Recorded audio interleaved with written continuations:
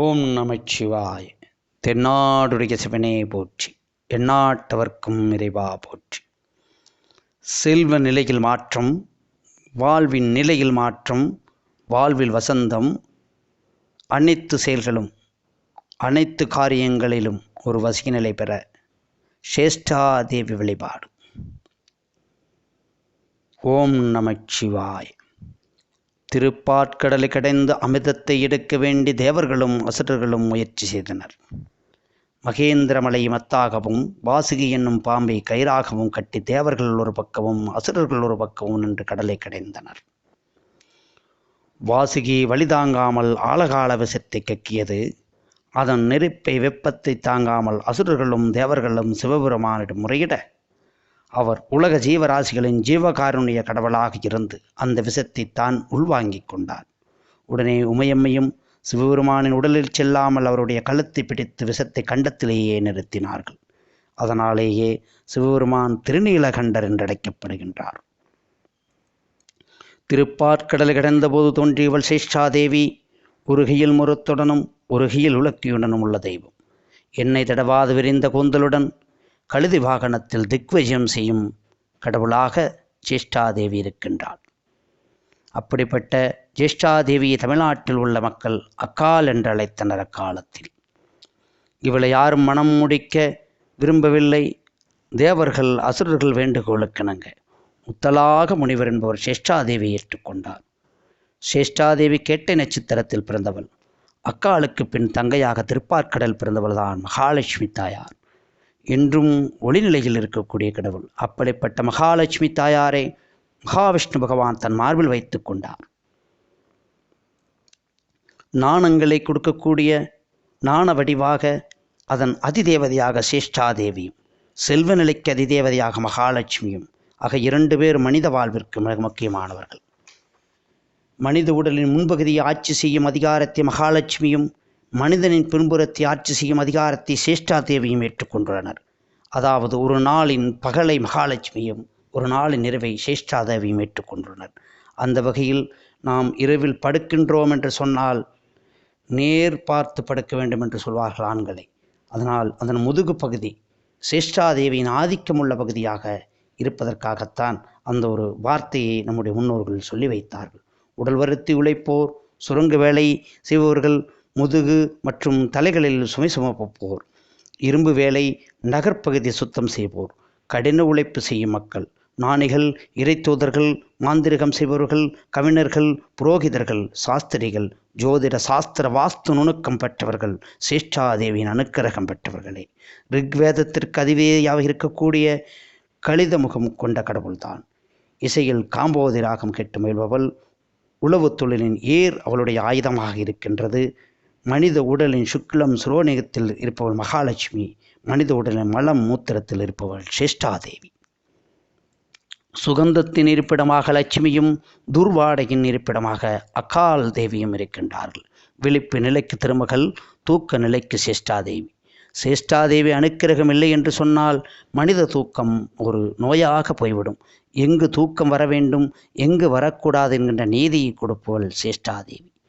சேஷ்டாதேவி அனுக்கிரகம் நமக்கு இல்லை என்று சொன்னால் நாம் எங்கும் சந்தோஷமாக பிரயாணம் செய்ய முடியாது, சந்தோஷமாக சுற்ற முடியாது, கடின வேலைகள் நம்மால் செய்ய முடியாது. சிலர் வியாபார ஸ்தலங்களை திறந்து வைத்தவர்கள் உட்கார்ந்தவர்கள் கொட்டாவி வரும். சில கல்லூரி ஆசிரியர்கள் வகுப்பு வந்தவுடன் பாடம் எடுக்க தூக்கம் வரும். பாடம் கேட்டு மாணவர்களும் தூங்க செய்வார்கள்.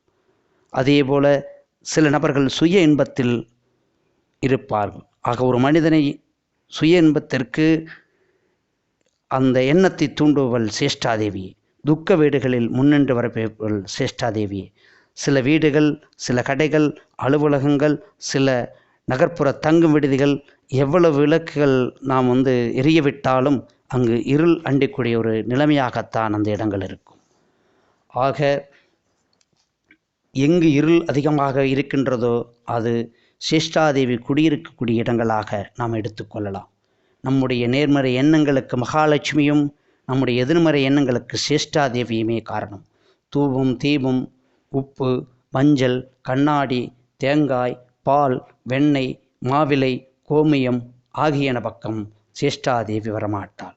இரவில் தயிர் சாதம் சாப்பிட்டால் லட்சுமி கடாட்சம் நம்மை விட்டு நீங்கிவிடும். அதனால் தானே இரவில் தயிர் சாதம் சாப்பிட வேண்டாம் என்று நம்முடைய முன்னோர்கள் கூறியிருக்கிறார்கள்.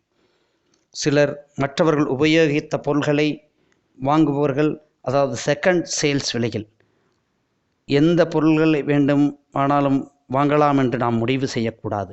அதற்கு என்று ஒரு சில தராதரங்கள் இருக்கின்றன. அதனால் எக்காரணம் கொண்டும் கட்டிலையும் தொட்டிலையும் எக்காரணம் கொண்டும் வாங்கக்கூடாது. அந்த வகையில் சேஷ்டாதேவி குடியிருக்கும் வீடுகள், இடங்கள் எவை என்று ஆராய்ந்து தெரிந்து எனது வாஸ்து அமைப்பில் ஒரு சில மாற்றங்கள் செய்யும் பொழுது அந்த இடங்கள் மகாலட்சுமி குடியிருக்கும் இடங்களாக நமது வீடும், தொழிற்சாலையும், பள்ளி, கல்லூரி நிலையங்களும் மாறிவிடும். இந்த இடத்தில் வாஸ்துவுடன் இணைத்து சேஷ்டாதேவி குடியிருக்கும் இடங்களா என்று ஆராய்ந்து வாஸ்து நாம் சொல்லும் பொழுது அந்த இடத்தில் இருக்கக்கூடிய நபர்கள் அனைத்து செயல்களிலும் வெற்றியை பெறுவார்கள்.